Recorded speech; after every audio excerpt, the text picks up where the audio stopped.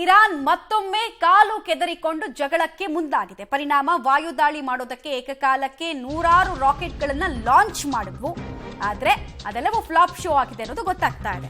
ಏಕಕಾಲಕ್ಕೆ 100 ರಾಕೆಟ್ಗಳ ಮೂಲಕ ಇಸ್ರೇಲ್ ಮೇಲೆ ದಾಳಿ ಮಾಡೋದಕ್ಕೆ ಇರಾನ್ ಮುಂದಾಗಿದೆ. ಈ ವೇಳೆ ರಾಕೆಟ್ಗಳನ್ನ ಇಸ್ರೇಲ್ನ ಅಡ್ವಾನ್ಸ್ಡ್ ಟೆಕ್ನಾಲಜಿ ಆಗಿರುವಂತಹ ಐರನ್ ಡೋಮ್ ಹೊಡೆದುರುಳಿಸಿದೆ. ಇಸ್ರೇಲ್ ಬಳಿ ಇರುವಂತಹ ಐರನ್ ಡೋಮ್ ಆಗಸದಲ್ಲಿರಬೇಕಾದ್ರೆ ಟಾರ್ಗೆಟ್ ತಲುಪೋಕ್ಕೂ ಮುಂಚೆನೆ ರಾಕೆಟ್ಗಳನ್ನ ನಾಶ ಮಾಡೋದಕ್ಕೆ ಇರುವಂತಹ ಜಗತ್ತಿನ ಅತ್ಯಂತ ಹೆಚ್ಚು ಅಡ್ವಾನ್ಸ್ ಆಗಿರುವಂತಹ ಟೆಕ್ನಾಲಜಿ. ಇನ್ನೊಂದು ಕಡೆಗೆ ಇರಾನ್ಗೆ ಅಮೆರಿಕ ಕೂಡ, ವಿಶ್ವದ ದೊಡ್ಡ ಅಮೆರಿಕ ಕೂಡ ವಾರ್ನಿಂಗ್ ಕೊಡ್ತಾ ಇದೆ. ಮುಂದಿನ ಪರಿಣಾಮಗಳನ್ನು ಎದುರಿಸಬೇಕಾಗತ್ತೆ, ಅಟ್ಯಾಕ್ ಮಾಡಿದ್ರೆ ಹುಷಾರ್ ಅಂತ. ಸೊ ಮಧ್ಯಪ್ರಾಚ್ಯದಲ್ಲಿ ಯುದ್ಧದ ಭೀತಿ ಹೆಚ್ಚಾಗ್ತಾ ಇದೆ. ಒಂದು ಯಹೂದಿ ದೇಶದ ಮೇಲೆ ಕೆಲವು ಮತಾಂಧ ರಾಷ್ಟ್ರಗಳು ಮುಗಿ ಬೀಳ್ತಾ ಇರುವಂತಹ ರೀತಿಯನ್ನ ನಾವು ನಿಮಗೆ ತೋರಿಸ್ತಾ ಇದ್ದೀವಿ. ಐರನ್ ಡೋಮ್ನ ಮೂಲಕ ರಾಕೆಟ್ಗಳನ್ನ ವಿಫಲಗೊಳಿಸೋದಕ್ಕೆ ಇಸ್ರೇಲ್ ಮುಂದಾಗಿದೆ. ಈ ಸಂದರ್ಭದಲ್ಲಿ ಕೆಲ ದೃಶ್ಯಾವಳಿಗಳು ಕೂಡ ಕಂಡು ಬಂತು. ಏರ್ ಸ್ಟ್ರೈಕ್ ನ ದೃಶ್ಯಾವಳಿಗಳನ್ನು ನೀವು ಗಮನಿಸ್ತಾ ಇದ್ದೀರಾ.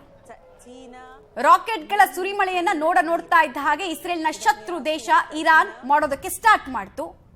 ಸೊ ಆಗಸದಲ್ಲೇ ಆ ಅಟ್ಯಾಕ್ ಅನ್ನ ಫೇಲ್ ಮಾಡೋ ಕೆಲಸವನ್ನ ಇಸ್ರೇಲ್ ತನ್ನ ಐರನ್ ಡೋಮ್ ಅನ್ನ ಬಳಸಿ ಮಾಡಿದೆ ಅನ್ನೋದು ಗೊತ್ತಾಗ್ತಾ ಇದೆ. ಇರಾನ್ ಇಷ್ಟು ಸಹ ನಾವು ನೋಡ್ತಾ ಇದ್ವಿ, ಅಲ್ಲೆಲ್ಲೋ ಅಡಗಿ ಕೂತು ಹೆಜ್ಬುಲ್ಲಾ ಉಗ್ರರಿಗೆ ಫಂಡಿಂಗ್ ಮಾಡೋ ಕೆಲಸವನ್ನು ಮಾಡ್ತಾ ಇತ್ತು, ಹಮಾಸ್ಗೆ ಫಂಡಿಂಗ್ ಮಾಡೋ ಕೆಲಸವನ್ನು ಮಾಡ್ತಾ ಇತ್ತು. ಈಗ ನೇರ ಯುದ್ಧಕ್ಕೆ ಇಳಿದಿದೆ. ಬಟ್ ತಕ್ಕ ಪಾಠ ಕಲಿಸೋದಕ್ಕೆ ಮುಂದಾಗಿದೆ. ಇಸ್ರೇಲ್ ಅನ್ನ ಕೆಣಕಿ ಗೆದ್ದವರಿಲ್ಲ ಅನ್ನೋದನ್ನ ಇತಿಹಾಸ ಇಲ್ಲಿ ತನಕ ನಮಗೆ ತಿಳಿಸ್ತಾ ಬಂದಿದೆ. ಈಗಲೂ ಅದೇ ಆಗುತ್ತಾ ಅನ್ನೋದು ಕುತೂಹಲ. ಮತ್ತೆ ಈಗ ಆಲ್ರೆಡಿ ಪ್ಯಾಲೆಸ್ತೈನ್ ವಿಚಾರಕ್ಕೆ ಸಂಬಂಧಪಟ್ಟಂತೆ ಏರ್ಪಟ್ಟಿರುವಂತಹ ಘರ್ಷಣೆ, ಯುದ್ಧ ನೋಡಿದ್ವಿ. ಈಗ ಇನ್ನೊಂದು ರಾಷ್ಟ್ರದ ಜೊತೆಗೂ ಕೂಡ ಇಸ್ರೇಲ್ ಯುದ್ಧವನ್ನ ಮಾಡುತ್ತಾ ಅನ್ನೋ ಮುನ್ಸೂಚನೆಗೆ ಸಂಬಂಧಪಟ್ಟಂತಹ ಡೀಟೇಲ್ಸ್ ಇದು. ದೃಶ್ಯಾವಳಿಗಳಲ್ಲಿ ನೋಡ್ತಾ ಇದ್ದೀರಾ. ಅತ್ಯಂತ ರೋಮಾಂಚನಕಾರಿ ಎನಿಸುವಂತಹ ಐರನ್ ಡೋಮ್. ಇಲ್ಲಿ ತನಕ ಇಸ್ರೇಲ್ನನ್ನ ಈ ಉಕ್ಕಿನ ಕೋಟೆಯಾಗಿ ಕಾಯ್ತಾ ಇರೋದು ಐರನ್ ಡೋಮ್. ಅದೇ ಐರನ್ ಡೋಮ್ ಟೆಕ್ನಾಲಜಿ ಮೂಲಕ ರಾಕೆಟ್ ಲಾಂಚ್ ಅಟ್ಯಾಕ್ ಅನ್ನ ಫೇಲ್ ಮಾಡಿದೆ ಇಸ್ರೇಲ್. ಇಸ್ರೇಲ್ ಜೊತೆಗೆ ಪ್ಯಾಲೆಸ್ತೈನ್ ಯುದ್ಧಕ್ಕೆ ಸಂಬಂಧಪಟ್ಟಂತೆ ಕಾಲ್ ಕೆರೆದು ಜಗಳಕ್ಕೆ ಹೋಗ್ತಾ ಇದ್ದಂತಹ ಲೆಬನಾನ್ ಕತೆ ಏನಾಯ್ತು ಅನ್ನೋದನ್ನ ನೋಡಿದ್ವಿ ನಾವು. ಅವಶೇಷಗಳ ಕೊಂಪೆ ಆಗಿದೆ. ಈಗ ಪ್ರಾಬಬ್ಲಿ ಇರಾನ್ನ ಸ್ಥಿತಿ ಹಂಗೆ ಆಗುತ್ತಾ ಅಂತ. ಬಿಕಾಸ್ ಮೊನ್ನೆ ಅಷ್ಟೇ ನೆತನ್ಯಾಹು ಒಂದು ಮಾತನ್ನ ಆಡ್ತಾ ಇದ್ರು, ಇರಾನ್ನ ಸಮಸ್ಯೆಯನ್ನ ಶೀಘ್ರದಲ್ಲಿ ನಾವು ಬಗೆಹರಿಸ್ತೀವಿ ಬಿಡಿ, ನಮಗ್ ಬಿಟ್ಬಿಡಿ ಅಂತ. ಅಂದ್ರೆ ಮಾರ್ಮಿಕವಾಗಿ ಅದ್ರಲ್ಲಿ 108 ಅರ್ಥ ಇತ್ತು. ಈಗ ಅದಾಗಿ ಕೆಲವೇ ದಿನಗಳಲ್ಲಿ ಇರಾನ್ ಅಟ್ಯಾಕ್ ಮಾಡಿದೆ.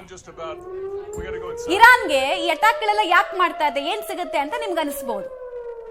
ಈ ಅಟ್ಯಾಕ್ ಮಾಡೋದ್ರಿಂದ, ಇಸ್ರೇಲ್ ಮೇಲೆ ಮುಗಿ ಬೀಳೋದ್ರಿಂದ ಮುಸ್ಲಿಂ ದೇಶಗಳ ನಾಯಕತ್ವ ತನ್ನ ಪಾಲಿಗೆ ದಕ್ಕತ್ತೆ ಅನ್ನೋ ಹುಚ್ಚು ಕನಸು ಇರಾನ್ಗಿದೆ. ಇದೇ ಕಾರಣಕ್ಕೋಸ್ಕರ ಈ ಅಟ್ಯಾಕ್ ಗಳನ್ನು ಮಾಡ್ತಾ ಇದೆ. ಉಗ್ರರಿಗೆ ಫಂಡಿಂಗ್ ಮಾಡೋ ಕೆಲಸವನ್ನು ಮಾಡ್ತಿದೆ. ಹೆಜ್ಬುಲ್ಲಾ, ಹಮಾಸು, ಇವರಿಗೆಲ್ಲ ಫೈನಾನ್ಷಿಯಲ್ ಬ್ಯಾಕ್ ಸಪೋರ್ಟ್ ಯಾವ ಕಂಟ್ರಿಯಿಂದ ಅಂತ ಕೇಳಿದ್ರೆ ಇದೇ ಇರಾನ್ ಕಂಟ್ರಿಯಿಂದ. ಇಸ್ರೇಲ್ ಬೆನ್ನಿಗೆ ಸಾಲಿಡ್ ಆಗಿ ನಿಲ್ಲುವಂತಹ ಕೆಲಸವನ್ನ ಅಮೆರಿಕ ಕೂಡ ಮಾಡ್ತಾ ಇದೆ. ಅಮೆರಿಕ ಈ ಹಿಂದಿನಿಂದಲೂ ಕೂಡ ಇಸ್ರೇಲ್ ಬೆನ್ನಿಗೆ ಗಟ್ಟಿಯಾಗಿ ನಿಲ್ತಾ ಬರ್ತಾ ಇರುವಂತಹ ವಿಶ್ವದ ಬಲಿಷ್ಠ ರಾಷ್ಟ್ರ.